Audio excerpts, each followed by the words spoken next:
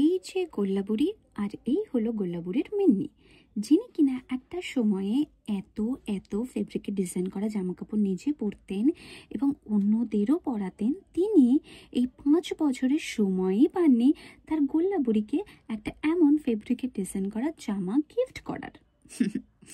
তো সেই গিল্টটাকে ফাইনালি চিরতরে তাড়ানোর জন্যে আমি অর্থাৎ কিনা মিন্নি ফাইনালি আজকে সব কাজ ফেলে রেখে বসেই পড়লাম, আর ঠিক গোল্লাবুড়ির মতন কিছু কিউট কিউট আঁকার চেষ্টা করলাম ওর সোয়েট শার্টে।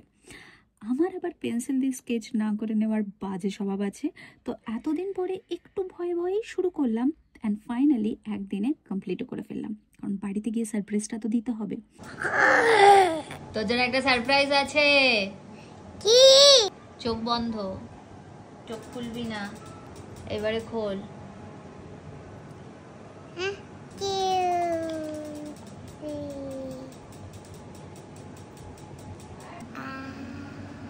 পছন্দ হয়েছে?